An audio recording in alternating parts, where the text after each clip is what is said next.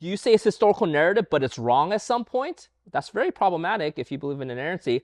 Or it's not meant to be historical narrative, so the wrong is not really wrong because it's not meant to make a true statement about science. What is really the biggest debate in terms of understanding creation? It comes down to this. Is Genesis 1 to 2 supposed to be read as a historical narrative? Or is it supposed to be read as like a metaphor, poetry, kind of like the way you read Psalms, right? You don't read Psalms to see things because it's a metaphor, you know? Or like when we read, when Jesus uses metaphorical language, I'm the vine, you are the branches, we're not studying like, oh, what is a vine-branch dynamic, right? That's the idea. So is Genesis 1 to 2 meant to be this or this? That's the debate.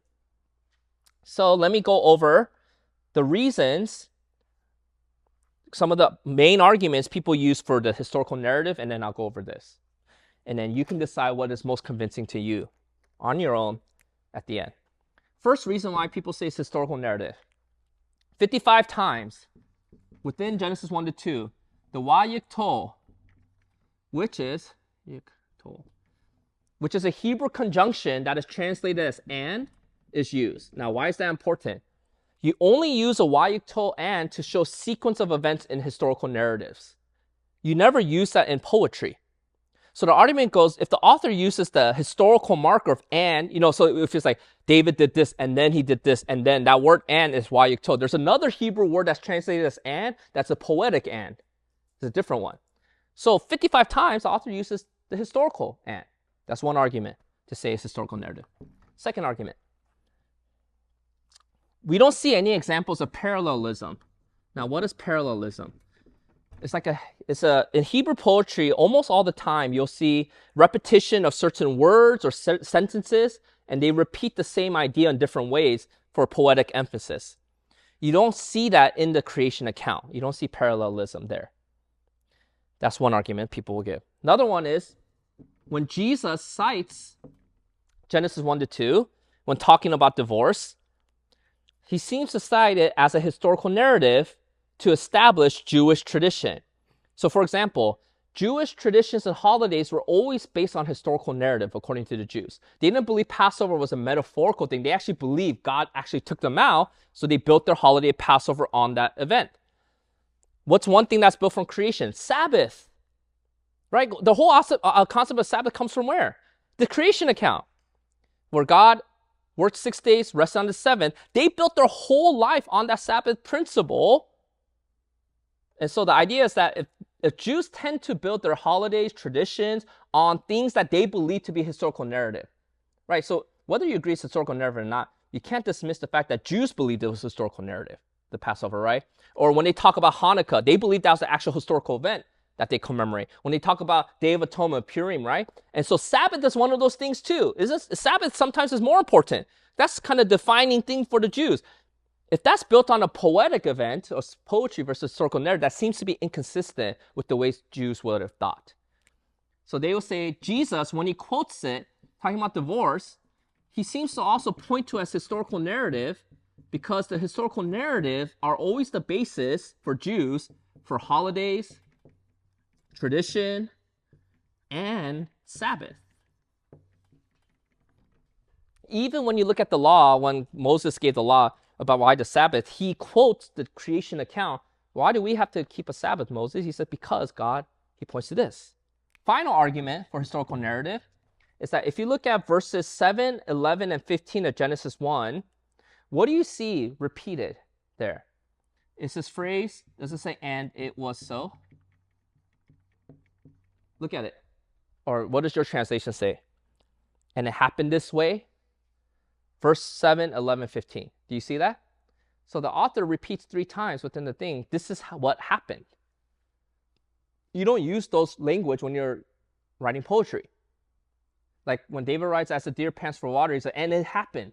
He doesn't write that because we understand he's not speaking of a literal deer that pants for water. He's using a metaphor. All right, let's go through poetry now. It is true there's no parallelism. However, there are other poetic devices that seem to be in this thing. A chiasm and inclusio are just 2 of poetic elements in here. What is that?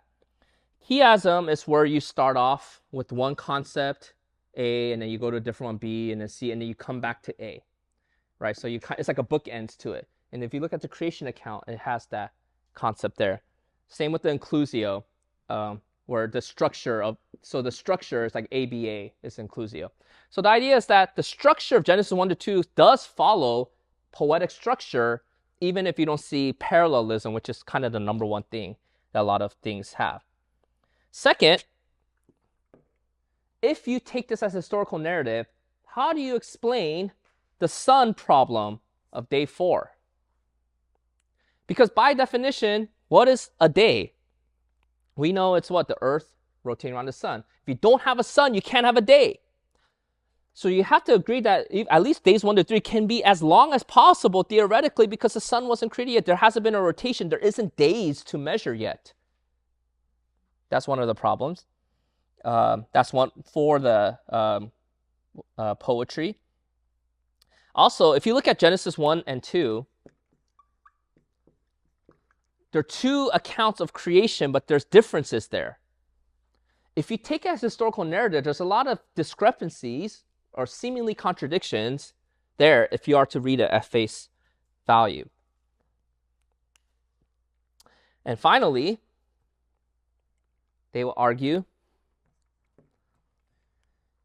if it is meant to be a historical narrative, why didn't God elaborate a little bit more on how this process was supposed to happen? Like, why is this summarized so neatly when we know from science and things that the order of it doesn't really match up with how things happen in order? There are some things we know that is wrong scientifically. That's problematic if you believe in inerrancy, because we say nothing in Scripture is wrong, it's without error. But there's clearly a scientific error with some of the description here. So the way they get around it is like, it's not meant to be a historical narrative. It could be wrong scientifically because it's meant to be a poetic picture or metaphor. Do you see that? So really the strongest arguments for people of this side is to say, if you look at it closely, the science and the historical truthfulness is wrong. So now you have a problem of, okay, do you say it's historical narrative, but it's wrong at some point? That's very problematic if you believe in inerrancy. Or it's not meant to be historical narrative, so the wrong is not really wrong because it's not meant to make a true statement about science. That's the strongest argument on this side. This other side would say the strongest argument for historical narrative is that no Jewish person would see like Wayiktos and all these, the way it's quoted, and they would assume it's a historical narrative. It goes back to the original audience. The original audience would not read billions and billions of years into the text. That's something we do as modern people post-evolution, reading into the text. The original Jew would not have read it that way.